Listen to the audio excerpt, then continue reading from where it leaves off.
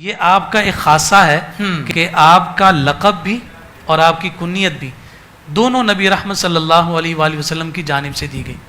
حضور علیہ الصلوۃ والسلام نے ہی انہیں فاروق کہا اور آقا کائنات صلی اللہ علیہ وسلم نے ہی انہیں ابو حفص کا جو ہے وہ کنیت عطا فرمائی. سبحان اللہ. اب یہاں دو وجوہات اس کنیت کی ذکر کی جاتی ہیں. جی ایک تو اگر لغوی اعتبار سے دیکھتے ہیں، اگر کسی لغت میں دیکھیں، قاموس میں دیکھیں تو وہ آپ کو یہ کہے کہ جناب یہ جو حفص ہے یہ چھوٹے شیر کو یا شیر کے بچے کو کہا جاتا ہے. تو جناب عمر بن خطاب رضی اللہ تعالیٰ عنہ میں بہادری، شجاعت، دلیری اور وہ تمام اوصاف جو ایک شیر کے ساتھ موجود ہوتے ہیں وہ سارے کے سارے آپ کی ذات میں موجود ہیں. تو اب یہ جو ابو ہے اگر اس کی اضافت غیر ذوی العقول کی جانب ہوتی ہے تو پھر اس وقت جو ہے وہ والد یا بیٹا کی کوئی معنی نہیں بنتے، بلکہ ذوی العقول کی جانب جب اضافت ہو تو اس کا معنی ہوتا ہے شیر والے یا چھوٹے شیر والے.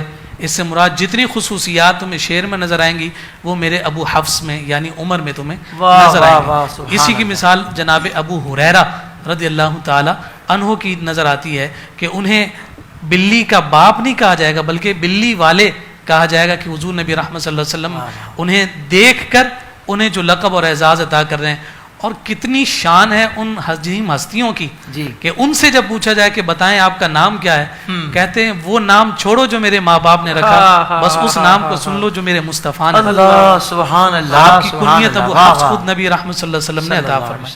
جو دوسری وجہ اس کنیت کی ذکر کی جاتی ہے، ہم سب جانتے ہیں کہ کنیت ہمیشہ اولاد نرینہ کے ذریعے سے چلتی ہے.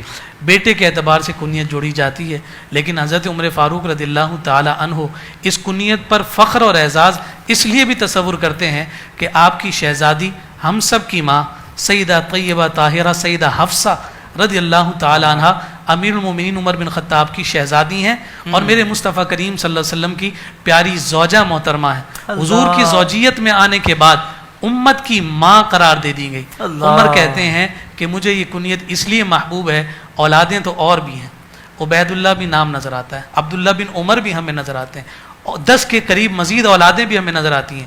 ان میں اولاد نرینہ بھی اور موجود ہے، ان کے ساتھ کنیت جڑ سکتی ہے، لیکن کہتے ہیں میں تو نسبت کو دیکھوں گا میری اس شہزادی کے ذریعے سے مصطفیٰ کے ساتھ جو میرا تعلق قائم ہوتا ہے یہ مجھے محبوب ہے. اسی کنیت کو انہوں نے ہمیشہ اپنے ساتھ جوڑے رکھا ہے. سبحان اللہ. نسب کے اعتبار سے جب ہم بات کرتے ہیں آپ کے نسب میں نویں پشت میں جا کر جناب عمر بن خطاب رضی اللہ تعالی عنہ کا جو سلسلہ نسب ہے وہ آقا کائنات صلی اللہ علیہ وسلم سے جڑ جاتا ہے.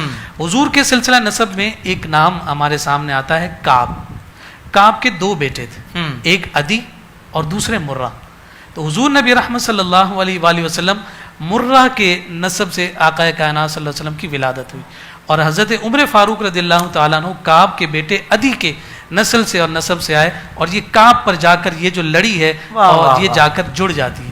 اسی وجہ سے آپ کا جو قبیلہ ہے وہ قریش کی جو شاخ بنو عدی کہلاتی ہے وہ اسی سبب سے ہے اور آپ کو عمر بن خطاب عدوی کہا جاتا ہے. سبحان اللہ. آخر میں ہمارے پیارے دوستو، ہم امید کرتے ہیں کہ آپ کو ہماری آج کی یہ ویڈیو ضرور پسند آئی ہوگی. اگر آپ کو ہماری آج کی یہ ویڈیو پسند آئی ہے تو آپ سے گزارش کرتے ہیں کہ آپ ہمارے چینل ضرور سبسکرائب کر لیں اور ساتھ ہی لگے بیل کے بٹن کو بھی پریس کر لیں تاکہ آپ کے پاس ہماری آنے والی